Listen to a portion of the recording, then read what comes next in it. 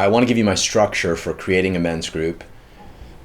The thing that the first thing that I think is most important if you're going to be launching a men's group, whether it's you and 3 buddies meeting once a month, or 30 men that you have some kind of professional program or affiliation with.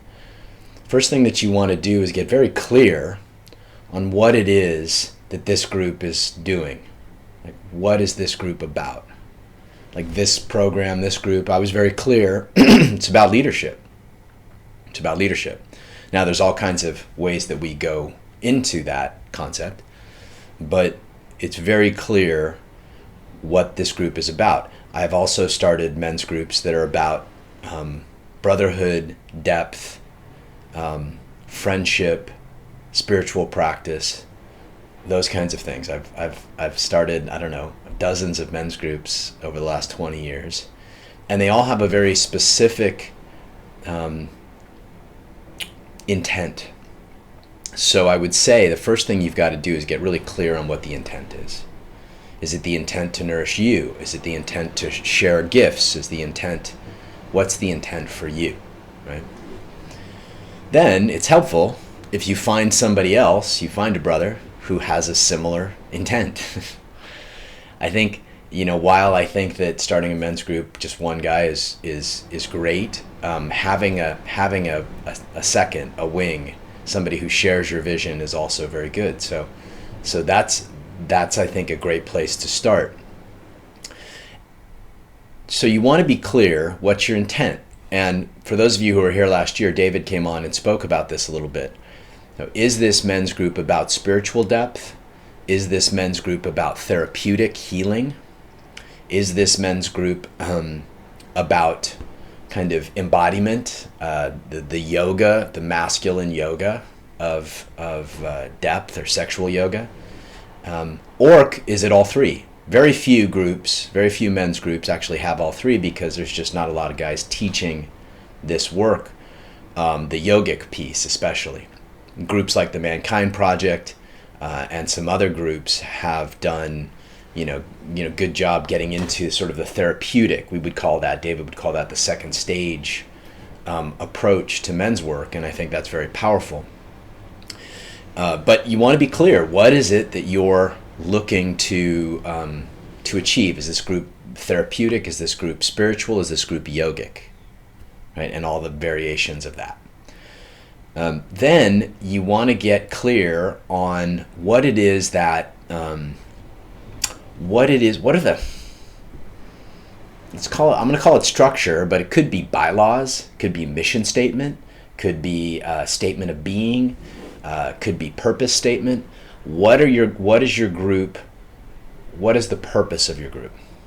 And sometimes that takes a while to really think about and flesh out. I see so many guys like get together in men's groups, and they're just like, hey, we're going to get together, we're going to practice, right? And it's kind of the structure and the values and the intent is kind of flabby. So I would say at the very beginning, you want to be clear, both yourself and with whoever else is going to be starting this group with you. What are we here for? What are we here for? And that might take it took us a few weeks at the beginning, and we revisited it every year in the group I was in, up until just recently. We revisited it every year. So that's a piece of your structure, this value statement, this mission statement, this purpose statement. And then once you get clear on that, you want to get clear on the logistical structure. Do we meet once a week, once a month, once a year? Do we meet for 2 hours, 3 hours? Is participation mandatory? What's the entry process? Like, is there an interview? What's the exit process? What's the structure per meeting? Is leadership going to be shared, or is just one person going to be leading it every time? And these are all the logistical pieces of structure that are going to be very, very helpful for you as you move forward into creating your own group. Okay, and oftentimes I think that this is another area where men tend to get kind of flabby. So what I've seen in men's groups, for the most part, is that the love is there, and the desire is there, and the intent is there, But oftentimes the structure is kind of soft. And so that's going to show up in how long the men's group lasts, whether guys are able to really go deep with each other, how much trust there is, all of that, right? Another piece of great structure is how do you deal with conflict within the group, right? How do you deal with conflict? How do you deal with judgments? How do you deal with withheld emotions? How do you deal with competition? Right? How do you deal with all the things that come up when you get a group of men wanting to go deep together?